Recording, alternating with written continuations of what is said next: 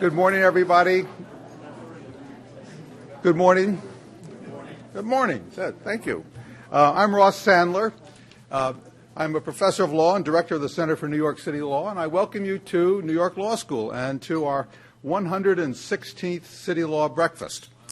Yeah, wow, it's a long time, 20 years. We have videotapes. Some of them are old tapes, some of them are new tapes, but it's you go back and you look at all the aspirations of each administration. Very interesting. We are delighted to welcome so many people here for Robert Linn. These breakfasts are made possible by the financial support of several wonderful organizations. I'd like to first acknowledge Con Edison, who started with us 20 years ago, and we have Senior Vice President Francis Rashevsky here, and Vice President Tom Newell, and I want to thank them very much for that. Verizon, which has been with us almost as long, as a sponsor, at Greenberg, the law firm of Greenberg Traurig as well. And for this breakfast, we're delighted to welcome Proskauer as a special sponsor for this breakfast with Robert Linn. So thank you very much. Neil Abramson is here, and thank you. The issues of labor and unions and negotiations and bargaining central to New York's ability to deliver the services that it needs to do. So we're delighted to have Bob Linn here to talk about his role, his important role in the de Blasio administration. We earlier did a profile of Bob in city law, and I went back and looked at it. We really went back to his beginnings. He went to PS6 and ethical culture. He went to Haverford College. He's born in New York City. He went to Haverford College, interested in economics, degree in economics, studied at the Kennedy School, decided that he'd like to be a lawyer, went to the University of Chicago Law School, which is noted for law and economics, and he studied there economics as well as law.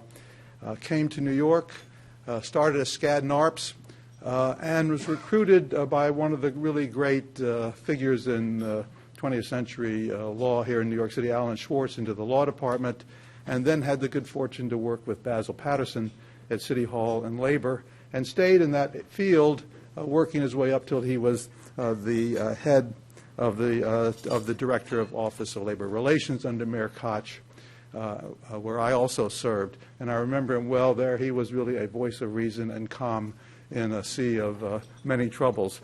So it was great to see him come back to City Hall in a position where he brings not only this enormous experience in city government, but lifetime interest in the economics and labor issues of municipal and governmental entities. So we are delighted to welcome to this podium Robert Linn.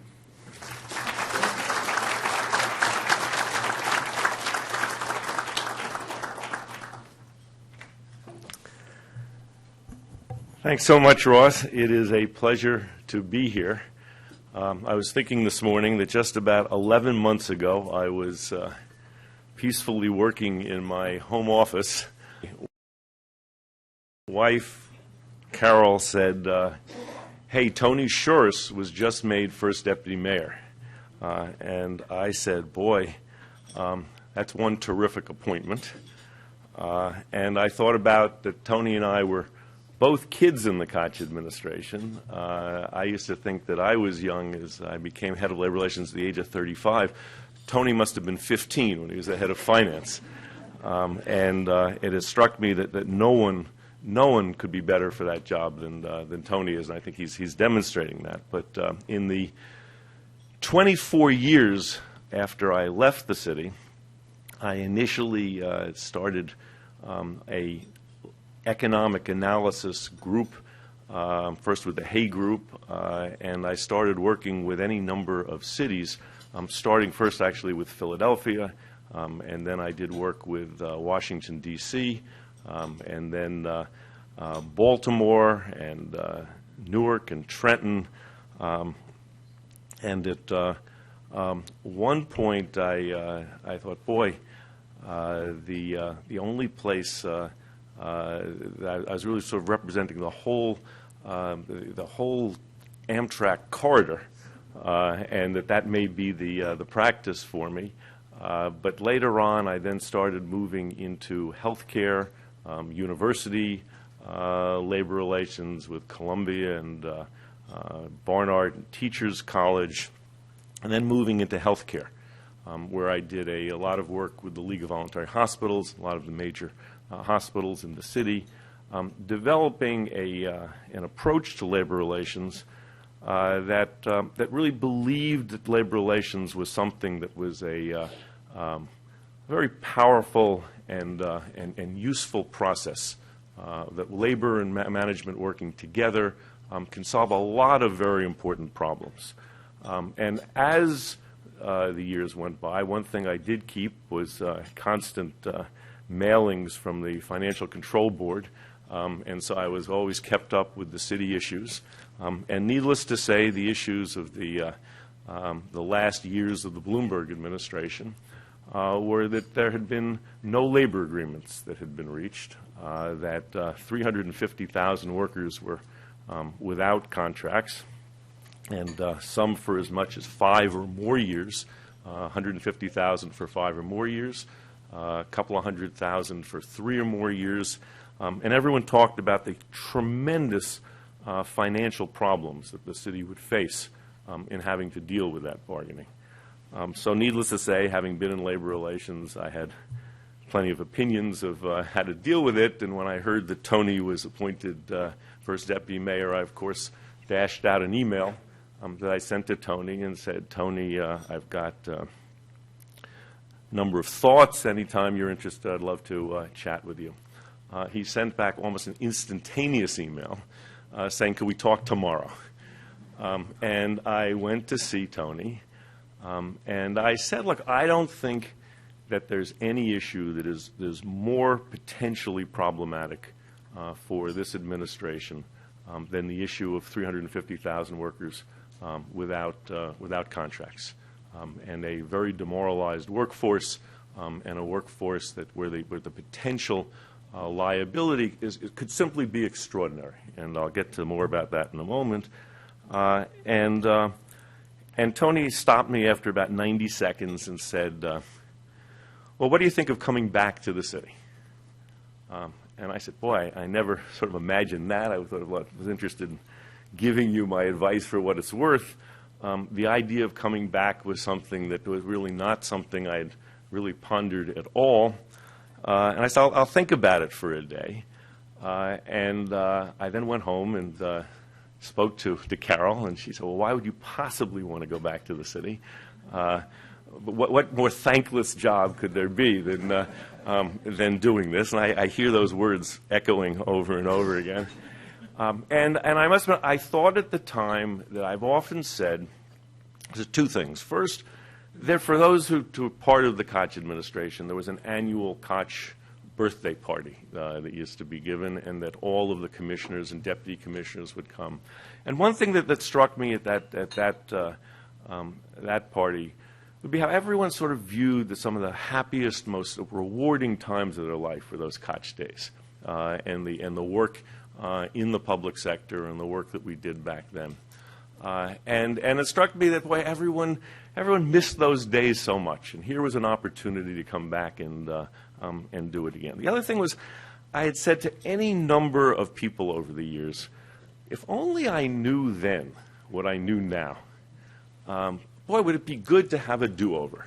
And most people would say, well, everyone says that in life, that you always would love to do it, but whoever gets a chance. And it struck me, boy, this really was an opportunity to try and come back and do some important things in the area of labor relations. And so I guess within about 20 minutes of thinking about it, it was irresistible. And I figured I had to do it. And so I then had a breakfast with Bill de Blasio, which was, as you know, he enjoys very formal, fancy meals. We were at the Purity Diner in Park Slope. And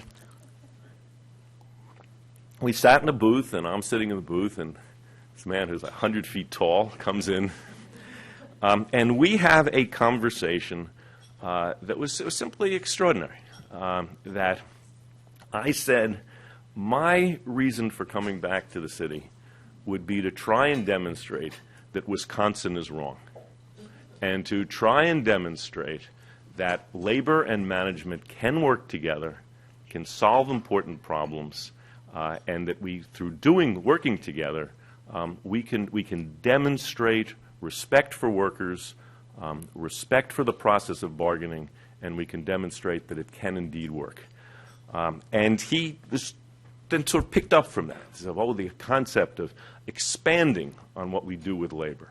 And we talked about wellness, and we talked about health, and we talked about a number of education and training, and all of the issues of how to make New York a spectacular workplace that can reflect the diversity of the community, that can be an opportunity to enter the middle class. What an extraordinary set of opportunities we have in New York. And at that moment, it was clear to me that the opportunity was something incredible. So I said, I'm on. I'd like to be on, and thank you for offering the job. And then the reality came that this had to be done. And some of the interesting facts and details around the issues were the 150,000 workers who had not settled agreements hadn't received increases of 4% increases in 2009 and 2010. 200,000 other workers had received those increases. So the other 200,000 workers had been receiving 8% per year more since 2010 than the other 150,000 workers, and those workers included the school principals, the school teachers, the nurses who are now working in Bellevue and throughout the health system, 8,000 nurses, 1,199 healthcare workers. All of those workers had not received the 4% increases that back to 2009 and 10. Just sort of view how much that is. If you think of your salary, and you hadn't received a 4% increase in 2009, and then didn't receive an increase of another 4% in 2010, that's already 12% that you're behind. And then there's another 8% the next year, 20%, and then another 8 is 28. You're 36% behind. That's sort of an extraordinary amount of cash that one group of employees were behind the other 200,000 workers. What would be the cost of giving these workers the catch-up? $4 billion. And what was the recurring cost over the financial plan of that 8% increase? Another $5 billion, $9 billion. How much was funded by the last administration for that? Zero. You then have the other 200,000 workers that hadn't received any wage increases since 2010, 11, somewhere in that period. Suppose you gave them a cost of living increase for each of the year. Remember, cost of living was running 2% a year, less, not terribly substantial sum of money. Bringing them up with the cost of living increases through the financial plan was about another $20 billion. What was funded for that? Well, that's an interesting question. The last administration left no funding for 3 years and left the equivalent of 1.25% for the years going forward. But even that 1.25% was not quite 1.25% because it didn't include dollars for the Health and Hospital Corporation, didn't include dollars for the Housing Authority. So the 1.25% was really 1%. So the total funding of this potential $30 billion hole was about $5 billion. And you had this massive problem of workers who were sitting there saying, it's now our time, we want to do something, we want to bargain. And so the question became what to do about them. Now, one thing I think has worked terrifically is that we set up on the city side a sort of a strategic analysis team. And that strategic team is run by Tony Shuris, and then Dean Fullahan, the budget director, is part of it, and Stan Bresnoff. For most of you in this room know he was first deputy mayor under Koch. He He was the head of the Port Authority. He ran Maimonides Hospital. He ran Continuum Health Systems. He is quite an experience, and he's also part of this panel. So the process is that I report to that threesome, and then the four of us reach consensus, and then we present to the mayor as to how we think we should move forward and what we should do. And we have a sort of credible ability to build consensus. And I come back, I say, let's do X. They say, no, too much. They send me back, and I come back again. But we go through a process where we reach an understanding and reach an agreement, and we present that forward. And we've never had any disagreement so far going forward. So the first question that we faced was, as I got here in early January, was what to do. Now, part of the things that we were also left was not only no funding for anything, but we were left with 3 panels that were hearing cases. We had the teacher fact-finding panel, which had 3 fact-finders, and then there were 2 arbitration panels, one for 1199 and one for the nurses. The 2 arbitrations were under the city collective bargaining law, final and binding. The fact-finding for the teachers would be a recommendation. But we had 3 panels about to reach decisions that were going to come down. At the time we got there, they said they were going to come down in early February, mid-February. Were about to come down that could award us with catastrophic costs of the full retroactivity of the 2 4% increases. And that would have then been the $9 billion, and it would have made it impossible to do any collective bargaining with any of the other workers at that point, because we would have had not enough money simply to pay the 150,000 workers if they had a contract that was full retroactivity. So in that context, we made, I think, a very important strategic decision.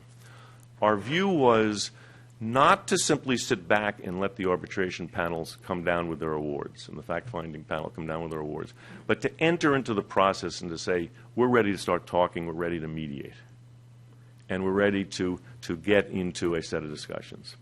And I early on met with Michael Mulgrew, and we talked about what we wanted to do, and Michael said, look, what is absolutely critical is there should be a contract before the end of the school year.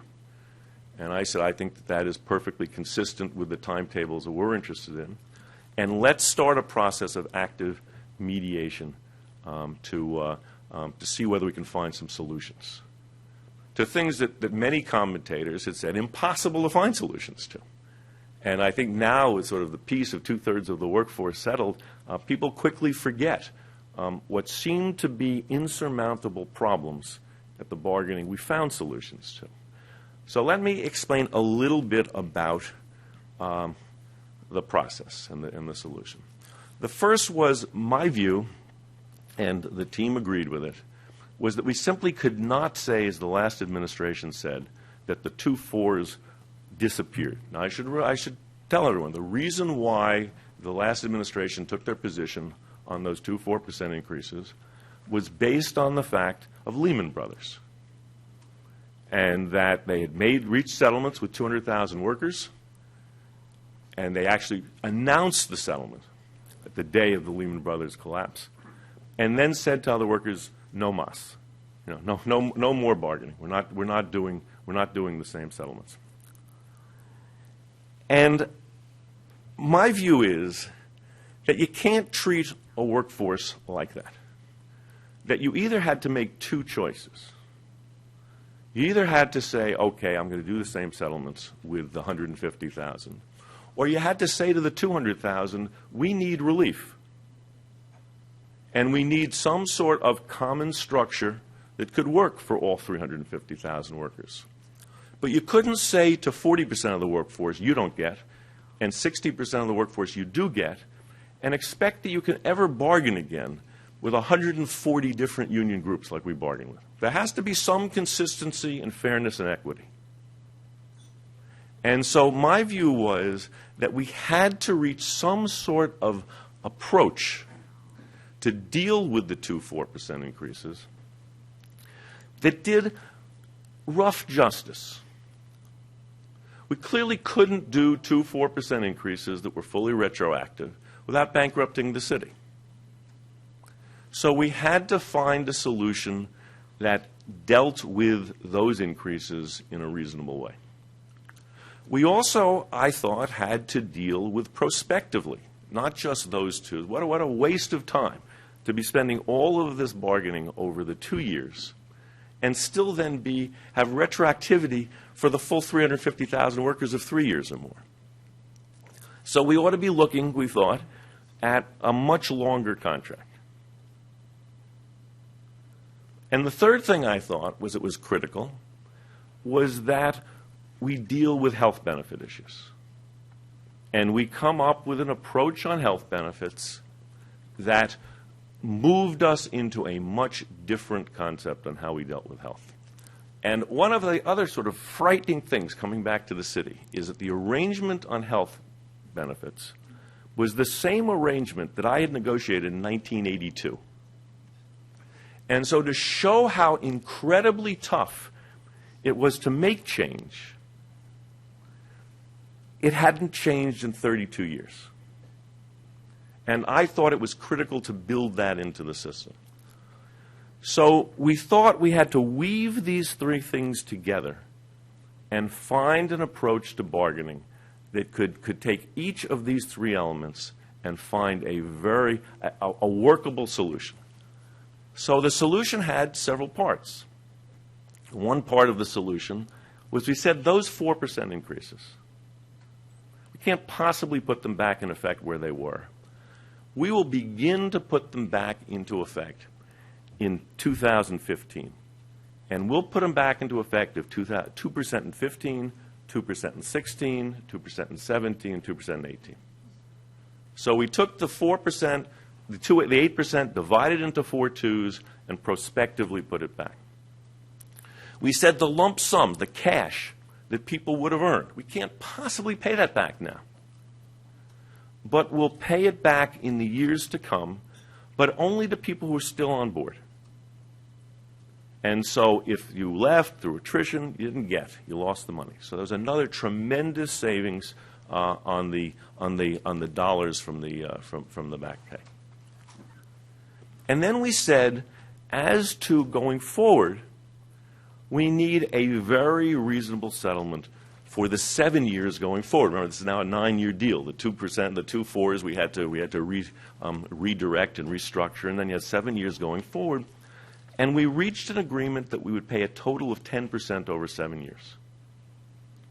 Now, it is often lost in the commentary, the sort of the mixing of the 4s and the 10. But the point is, the deal was going forward was a total of 10% over 7 years. And on top of that, we then said there had to be health benefit changes.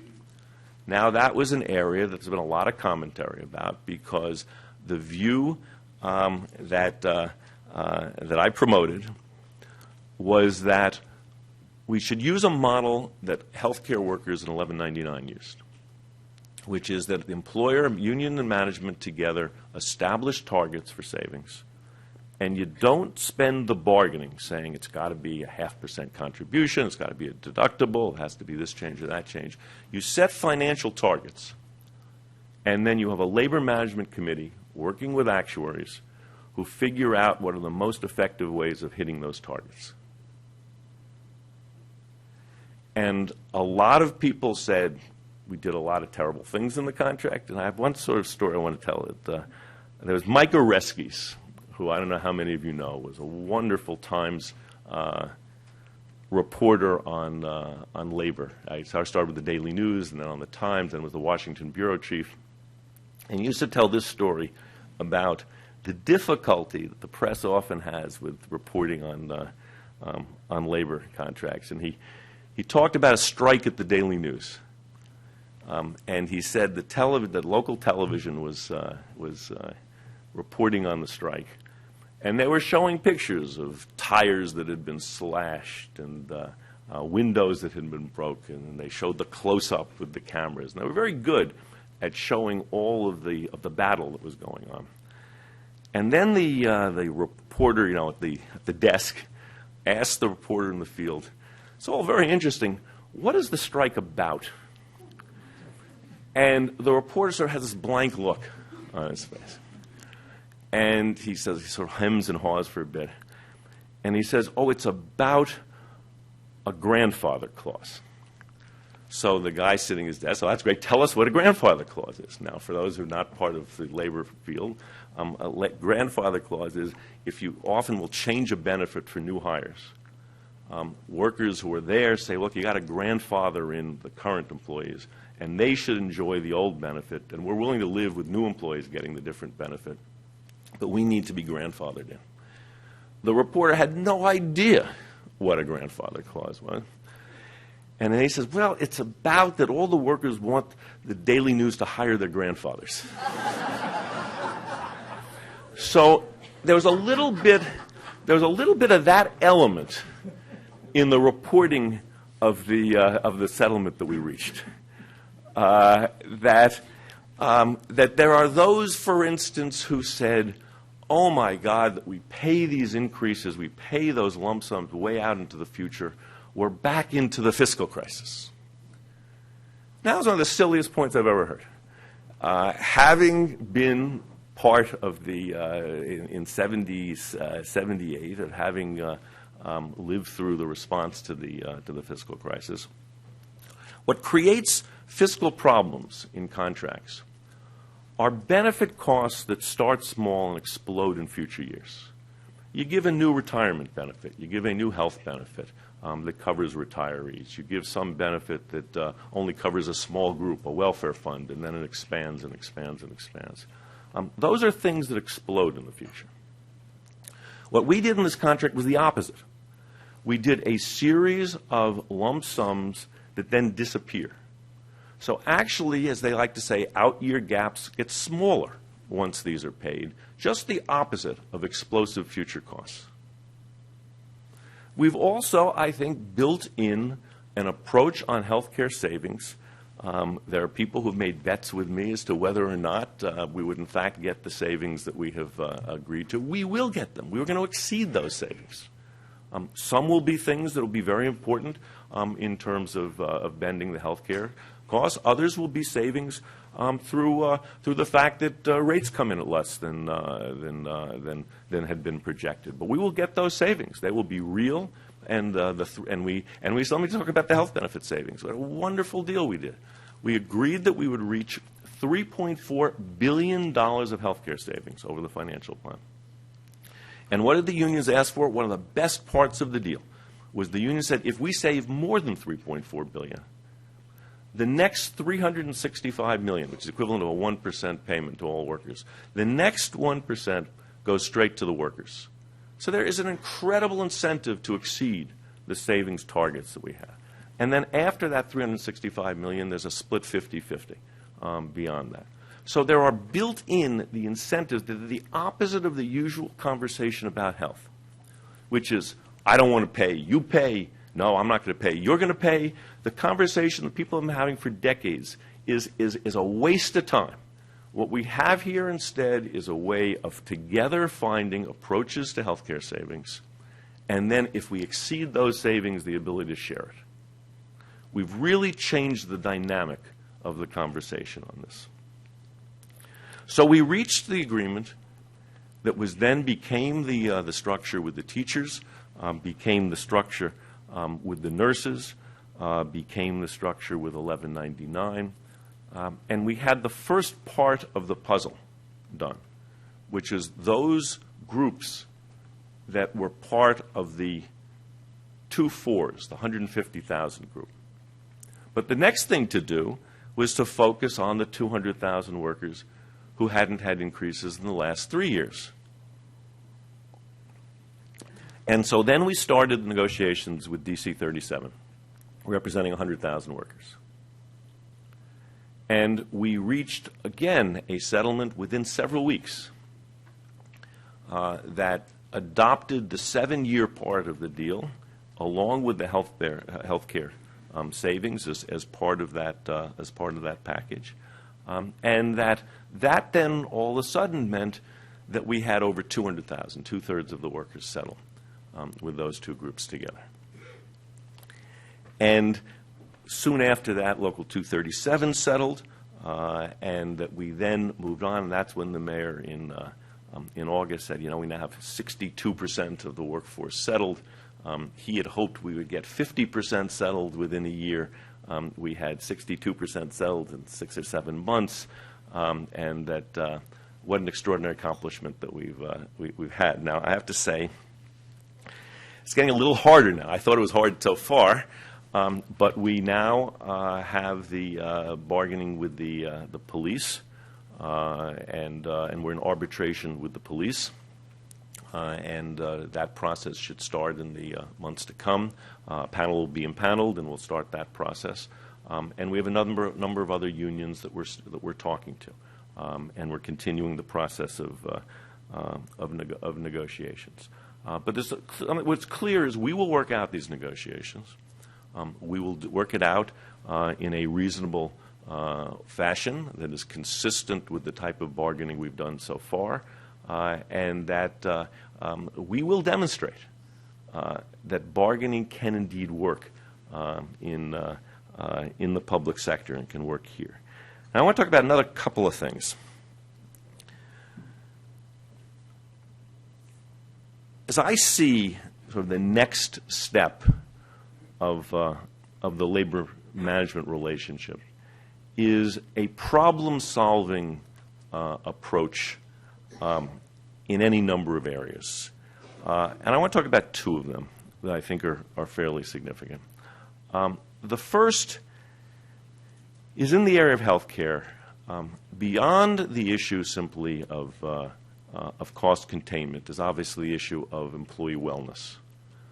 And I think that we have a lot to do and to think about in terms of how to convert our approach on health to an approach on wellness, to worksite wellness. One of the examples I love that I actually came from North Shore LIJ had a situation where they said that they wanted their workforce to come together in teams of 10. And they gave every member of the workforce who joined in this a pedometer. And the groups of 10 had to have enough steps to add up to walking to Paris. And those groups that had enough steps to walk to Paris were then entered into a lottery. And those that then they then did a drawing, and one team was supposed to go to Paris. Now, North Shore LIJ was so excited about how many people participated in this that they decided the 3 teams should go to Paris. But one of the fascinating things that I sort of loved the most of the takeaways from this was I was doing some work at North Shore Forest Hills, and I took an elevator to the floor where the executive director was. I was on the 9th floor, 11th floor, and the elevator came right there, and you just zipped right up there. And you think normally what the type of waits are in a hospital for elevators to get up to the top floors. And I said, why is it? And he said, everybody's walking the steps because they want to get their steps in for the walk to Paris. So it completely changed the whole nature of the way the operation was being delivered in ways no one would ever have thought about in terms of the of dealing. So not only were workers getting those steps in, but you weren't crowding things where people were taking the elevator for a floor. And so it seems to me those types of issues are issues that are so perfectly suited for labor and management to work together. And I said that flows to me in that last week we met with the Municipal Labor Committee, a group of that group, on Ebola. And the unions didn't ask for the meeting. We asked for the meeting. And we said we would like to bring you up to speed on everything we're doing, and we want to hear your concerns. And we listened to their concerns, and we set up a subcommittee to keep talking. And it struck me that the most incredibly problematic thing in the whole issue of Ebola is how frightening it is, and yet how little people know. And how and that once the science is clear, that the contagion is at a very limited period where you are demonstrating symptoms, and the limited number of people potentially could come down with Ebola, and then that you are contagious at this very narrow period of time. That once people know that, and that and that even the materials from people who are infected have a very short life in terms of how long the virus will live. Once people know the facts, it really dramatically takes away from the fear. And it seems to me that is an example, obviously a very powerful one, but an example of the whole labor management process. That it is about a conversation on issues that concern one side or the other. I like to say that in bargaining, where there's smoke, there's always fire. That if the other side of the table is saying this is really, really, really important, then you have to take notice. You have to listen. You have to find out what the issues are. And you simply can't say, oh, no, this is you don't know, or that your people don't know, or you're not listening, or I know better. You need to hear what the concerns are. You need to respectfully listen to those concerns. You need to engage in a conversation on those concerns. And then you need to find solutions that work for both sides. And it's doable. And there's all the issue of, that there's strategic things you can do, and the strategic approaches to, what you do in the overall issues of bargaining. But the narrow issue is about a collaborative process together. And I want to close with one sort of further thought, which was two articles I saw on Monday in the Times. One was the Steve Greenhouse article that talked about Burger King in Denmark. And it talked about a $20 wage at Burger King for workers who are receiving $20 an hour and also getting government health benefits, and we're getting pensions. I say, what an idea that you could spend 40 hours a week working hard, because I think no one can dispute it's not easy. I don't think any of us would want to take a job with all of the work, and with that ought to be a wage that is a fair and reasonable and responsible wage and benefit package, and that they're doing it in Denmark. And then a couple of pages later on in the article, in the paper, was an article about that the most common expense was Starbucks on people's travels, which was about $11.50. And I was thinking, boy, people think nothing of blowing $11.50 at a Starbucks before hopping on a plane. And yet that as the idea of an hourly pay is so problematic. And the willingness to denigrate workers, and the willingness to say, oh, they don't need, these amounts are not appropriate, or oh, there shouldn't be defined benefit pension plans because people should be on their own, or they should be paying for health care. All that makes no sense.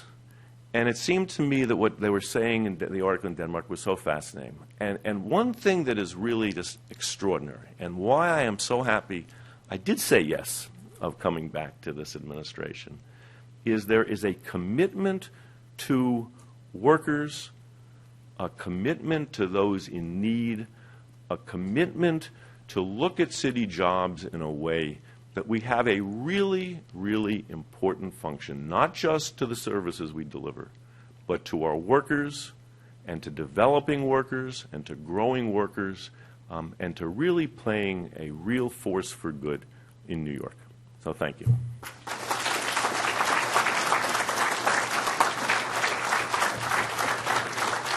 Terrific. A terrific talk. We're going to open up for questions and short comments. I did want to say one more thing, which is that, as we did last time, we had a for people who are willing to voluntarily pay for their breakfast, we put a gold star on their name. So if you see people with gold stars, that's how they earn them. I want to invite any of the sponsors if they wanted to make a comment or talk first. If not, we'll go straight to the microphone. Yes. Good morning. Good morning, Commissioner. Thank you for being here this morning. In full disclosure, I'm president of the Civil Service Bar Association, one of the many unions that still are in collective bargaining with OLR. We've already at the table, and I must say that the tone is definitely respectful, something we didn't enjoy over the previous number of years. And so let me start by thanking you for that.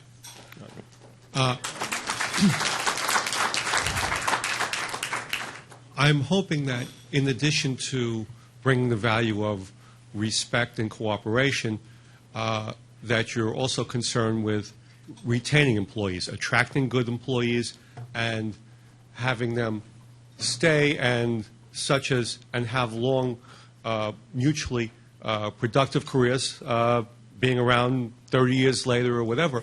One of the biggest problems that, not just from labor's point of view, but also from your general counsels at the various city agencies, is retention, especially among attorneys. Frankly, many of us have $100,000. Some of my members even have $200,000 loans. So I'm bringing to your antenna and your notice that we need to finally have some sort of program that addresses that concern, that allows people to stay and do the good work. Also, another value for consistency, like all the attorneys at Corp Counsel and the Housing Authority and a whole lot of other places don't have to be city residents or in the 6 contiguous counties. They could live on the moon as far as anyone's concerned, as long as they get to work on time. But yet the other half of my members do have to be, and as you know, there's a limit to how much you're able to raise their salaries, though people still have to eat, pay rent, in addition to paying these student loans. So I'm hoping you can be sensitive to these concerns and try and help us address this, because this will be of mutual benefit to all the agencies, as well as my members and a bunch of other city workers as well. So let me say a couple of things. First, I appreciate the kind words about the change in tone. One, and this is just sort of as a lead into, we decided that we should serve coffee at bargaining sessions. The city had never done that before. And my sense is it is amazing that when you say to the people you're dealing with, have a cup of coffee, of what it does.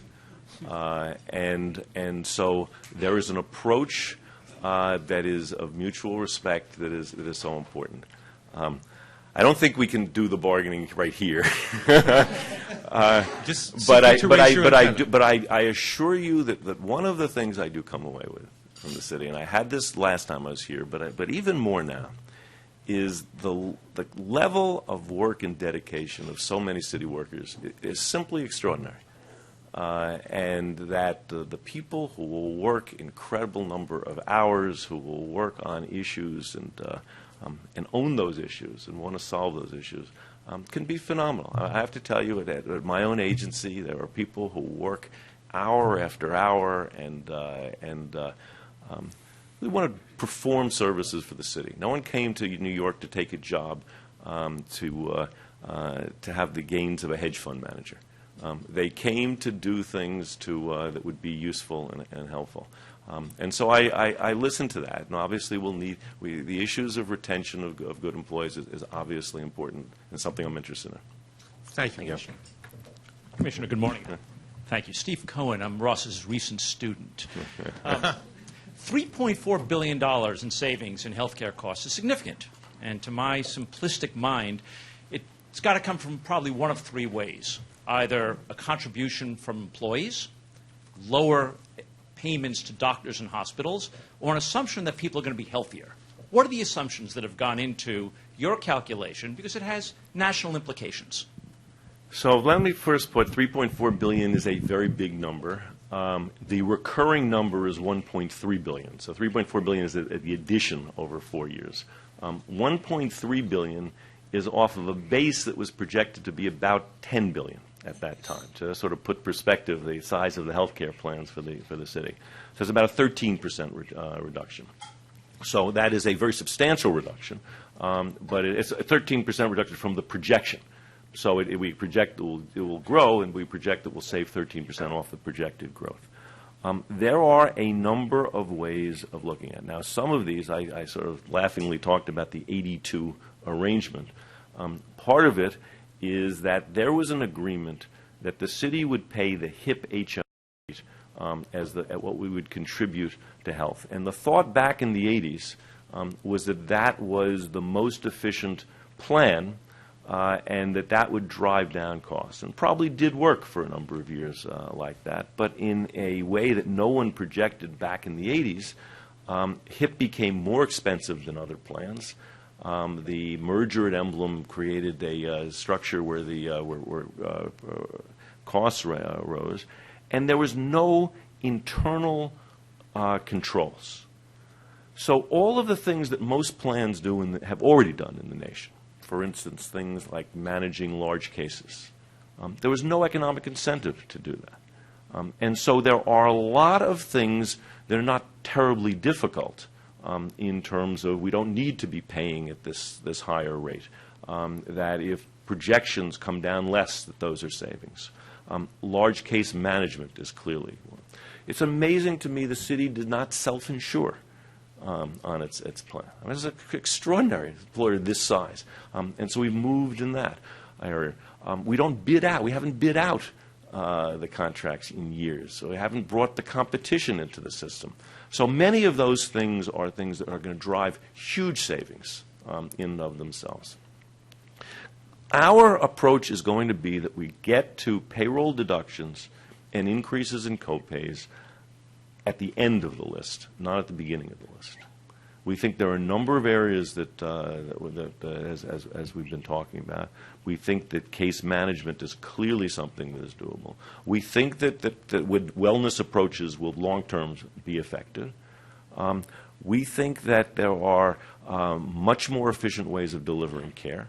That we use emergency rooms much too much, and we don't incentivize use of walk-in centers and those things as well. So we believe there's a list of stuff that we're talking about. We have a labor management committee that has been working now for several months. We've identified savings that will make our way through the first part of this program and into the second year.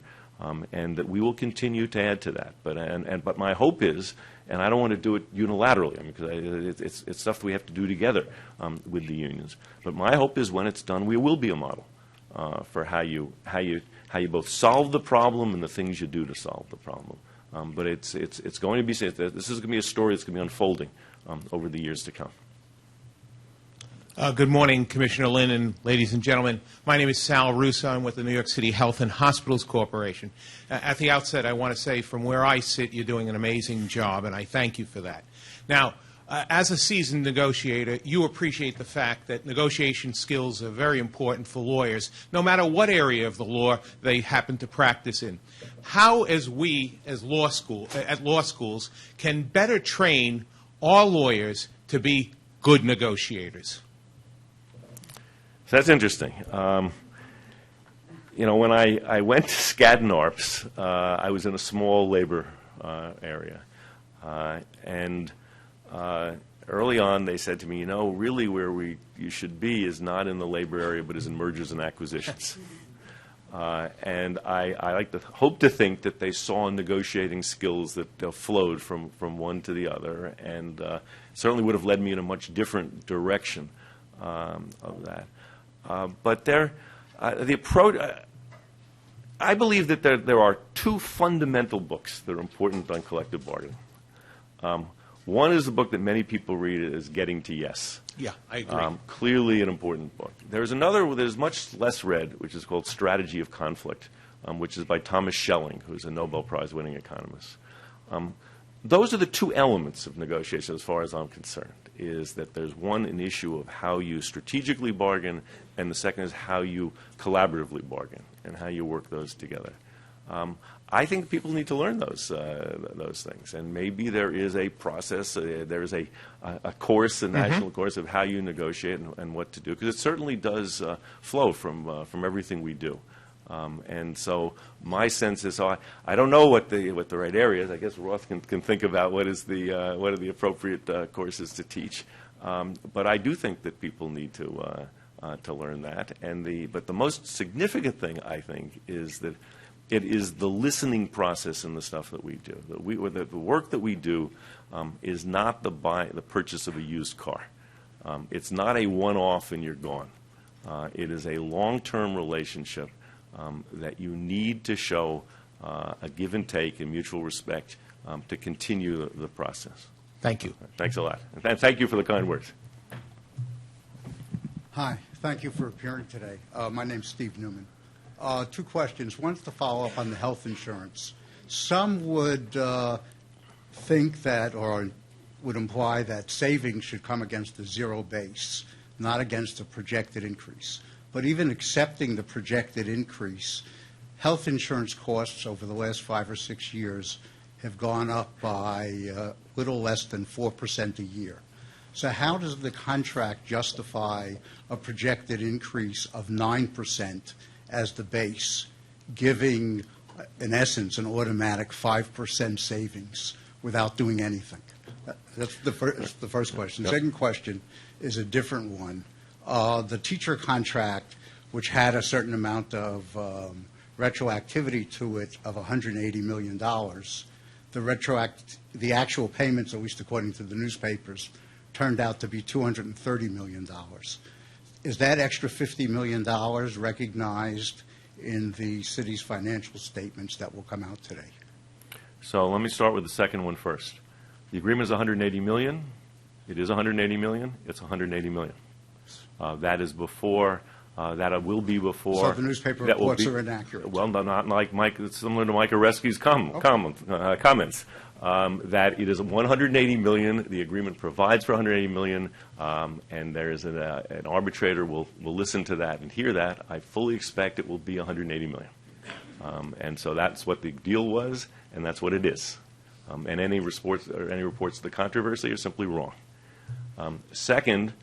As to the health care, we had to bargain a contract, and we have a financial plan that has to be put together, and we've got a lot of monitors on the financial plan. And if anyone had said, look, we're going to put 4% in the health care projections going into 18, 19, going up through 18, people would have said, oh, my God, you can't do that because the averages have not been 4 or 5% in the city. They have been. But they may have been somewhere. They haven't been other places. So, but the point is, we had to budget in a financial plan that's 4 years. The task of a collective bargaining agreement was to come within a settlement that is widely recognized as totally affordable within our financial plan. There's a lot of feeling of, oh, my God, unless you get a sort of a pound of flesh out of workers, you haven't done anything. What is critical is that we did a contract that is going to have a major positive effect on health and is totally affordable. And there's not a person around with any sort of knowledge of the subject who hasn't said, my God, all of those costs that we thought were not going to be doable have now been accommodated within this financial plan. And I think that it's easy to sort of take a piece of why is this and that not. Point is, we found an arrangement that included health, included wages, included retroactivity, that was all fully accounted for in our financial plan in a way that everybody says is reasonable, we have reasonable assumptions, and that we, in fact, have solved this difficulty. The very fact that the labor relations are not on the front page of the paper is a sign of how effective they've been. That we have brought conclusions to bargaining, 2/3 of the workers already, in a way that every fiscal monitor says, instead of having the total unknown that we came in with where there was a potential liability of $30 billion. We now have known dollar costs going out into the future years, and we've done it in a way that's totally fiscally responsible. Thanks. Commissioner, I really respect your long-term perspective on many of these issues. That's the first thing I want to tell you. And the question I have is, in line with those long-term perspectives, is there going to be any payment of continuing education for nurses, EMTs, attorneys, other workers, such as continuing education for police officers, which police training has shown to reduce tort payments and other costs that are associated with poor training of workers? Is there going to be any continuing ed? So in two of the contracts we reached, yes, with both nurses and 1199 healthcare workers, we took a piece of the package to enhance the training and education funds. Great. And one of the areas that the city and HHC were not nearly as competitive with the voluntary hospitals was in the area of continuing education, and education to move from, because many nurses will have a 2-year degree, and clearly the whole approach in health is to move to a 4-year degree. Yes. And so we accommodated within the contract amounts and dollars that could be used for exactly that type of education. So I think it's something we're very much interested in. I think the other area I'm really interested in is the ability for employees to move from one job to another. Again, an example in the healthcare world is that you can have workers who start at one of the sort of lowest paid and with least educational requirements in a hospital, and you can have types of education and development that wind up as RNs, and there's really very few things that move you well into the middle class than a job as an RN at this point. So to the extent that we can do those types of things, of bringing workers in and up, would be terrific. So those are things we are interested in, and we'll do them. Excellent. Right. Thank you. Jack Krauskopf, Baruch School of Public Affairs. Hi, Jack. How are you? Good.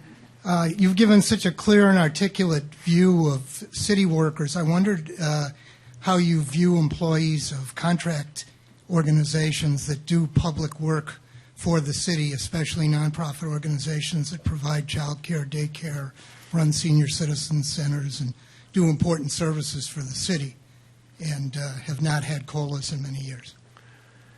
So in terms of the issues we've been left from the prior years and going forward, clearly what you've described is another major issue.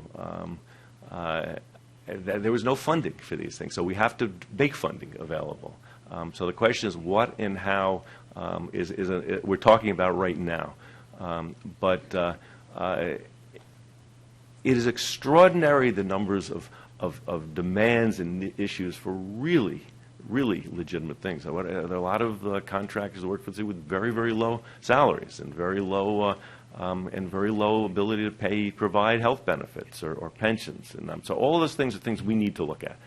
They clearly have substantial economic costs, and the question is how we accommodate them. We're working on it. Right. That was the last question. I want to thank everybody for being here, but I also want to thank Robert Linn. You know, one of the joys and reasons why we do this is you get a chance to spend an hour with somebody to get a sense of not just their policies, we can read that, but what do they bring to the table. And I think sitting today and listening to Bob talk about how his approach and his feelings about his job and the workers, you got a tremendous sense of the personality and the strength that he brings to this job. And for that, I'm very grateful. I'm very grateful for him to have spent the time with us this hour. And as we like to do, we like to thank our speakers by giving them a product of the scholarship of this law school. And I like to present to Bob a copy of Jumpstart Constitutional Law, a way to read and understand this constitutional law cases. Maybe it's a little late for you, but who knows? They may go back for a master's. We'll see you in November when Tom Prendergast is going to be here to talk about the MTA capital plan. Thank you so much for coming. Thank you.